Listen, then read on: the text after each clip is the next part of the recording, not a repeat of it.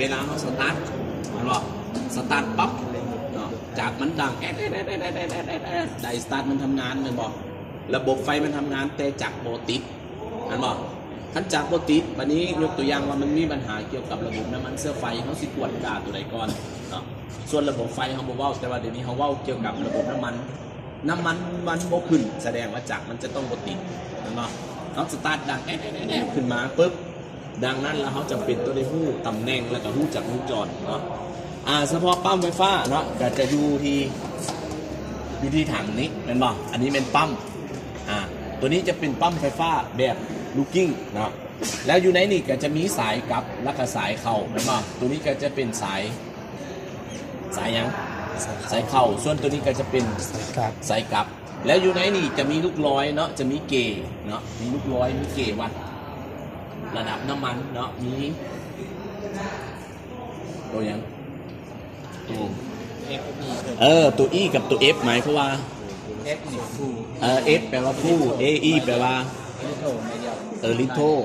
หมายความเป็นหน่วยมันบอกแสดงว่าน้ำมันหน่วยน้ำมันหลายมันจะกินลูกร้อยอยู่ในนี่เป็นตัวเกวัตเนาะแล้วหลังจากนั้นขึ้นมาหาหมอกองเหมือนบ่แต่อยู่ในนี่มีบ่หมอกอง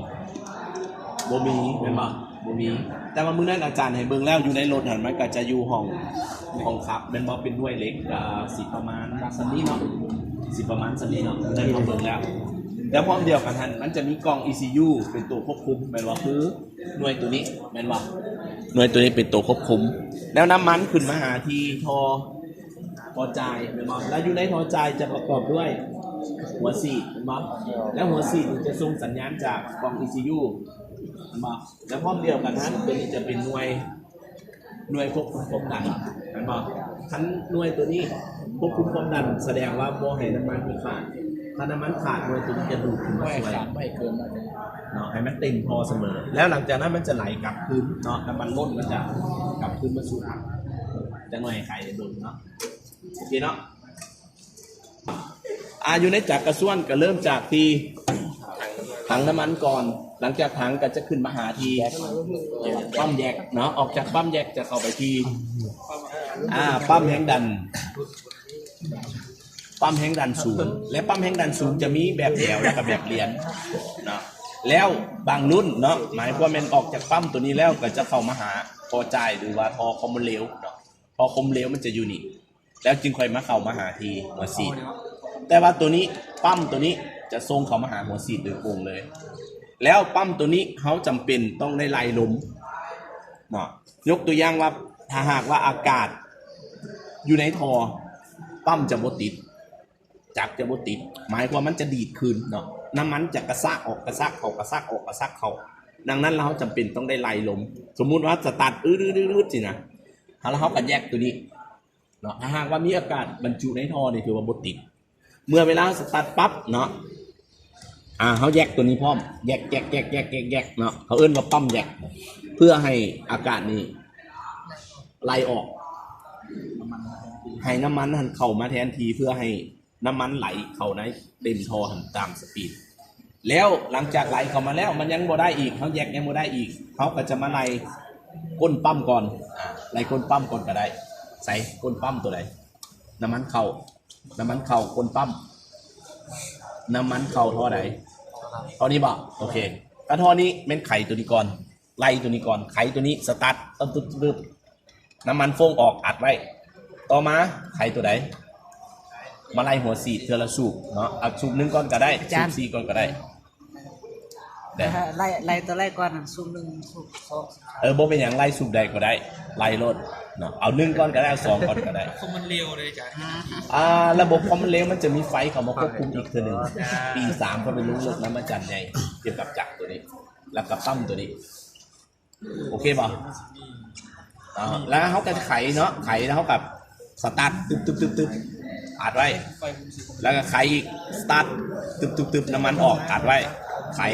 ออกไว้ไขแล้วก็เอาไว้แล้วก็หันอัดแล้วก็ไล่ไว้ถ้าหากว่ามันยังบ่ติดอีกไปเบิ้งใส่แบบนี้หลังจากเขาไล่ลมแล้วไปเบิ้งใส่น้ำมันเขาไล่เบิดแล้วนี่วงจรนี่น้ำมันมาแล้วนี่ยังบ่ติดอีก ต้องมอกองมาจาก ไปเบิ่งหมอกองหมอกองบ่มีปัญหาก่อนมีปัญหาบ่เคยเห็นเด้อต่อไปแม่นไปเบิ่งหยัง หัวซีด นี่แม่หยังนี่ ซินเซอร์ เซ็นเซอร์จะบอกดิ เมนตี้ แม่หยังนี่สวิตช์ก้นปั๊มสวิตช์ก้นปั๊มแมนมาเบิ่งสวิตช์โตก้นปั๊มนี่เนาะมักมีปัญหาไอ้หมอนี่คันสวิตช์ก้นปั๊มบ่ทำงานก็ถือว่าจบเกมเหมือนกันเนาะแล้วพร้อมเดียวกันทันจะมาเบิ่งอย่างอีกรีเลย์แม่นบ่กดเบิ่งรีเลย์แล้วรีเลย์มันมีไฟเข้าแม่นบ่นี่มีไฟบวกกับไฟลบแม่นบ่นี่เฮาเห็นได้วิธีอย่างสตาร์ทแม่นบ่แล้วตัวนี้ลงเก่าแม่นบ่ขีดเบิ่งคันไฟรอเลี้ยงกับตัวนี้แสดงไฟบ่ออกเลยบัดนี้วัดเบิ่งขาวบ่ออกไอ้นี่มีปัญหาคือกันแต่ว่าตัวนี้จะเป็นตัวตัดสินไฟนี่ไอ้นี่ก็มักมีปัญหาเหมือนกันพอรีเลย์ตัวนี้จะเป็นตัวควบคุมพวกนี้เหมือนกันเขาก็ต้องได้กวดเบิ่งรีเลย์และกวดได้ไหนกวดรีเลย์กวดก้นปั้มกวดได้ไหนนั่นบ่อยู่ในนี่ก็มี2ขาขึ้นแล้วก็2ขาบ่ขึ้นนะเห็นบ่ฉันหากว่าตัวนี้ก็ดีตัวนี้ก็ดี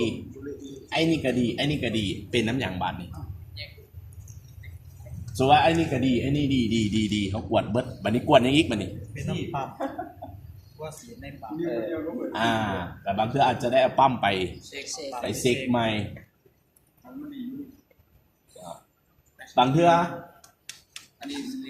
ไอ้อย่างนี้สายพานอย่างสายพานเป็นอย่าง ใช้ผ่านกลาง มันเป็นอย่างคันโมติด ต่างโมถือ ตั้งโมถึกมาร์กเห็นป่ะตั้งโมถึกมาร์กคันมันขามแควเวลาเขาสตาร์ทอันนี้ดีอันนี้ดีอันนี้ดีแอดอยู่แหละต้องได้ตั้งมาร์กอันนี้ใหม่อันป่ะ เป็นปืนติดเลยสปาร์กนอก โอเคป่ะโอเคบาร์นี้ไปเบิ่งอยู่ในวงจรวิธีการไขปั้มเนาะ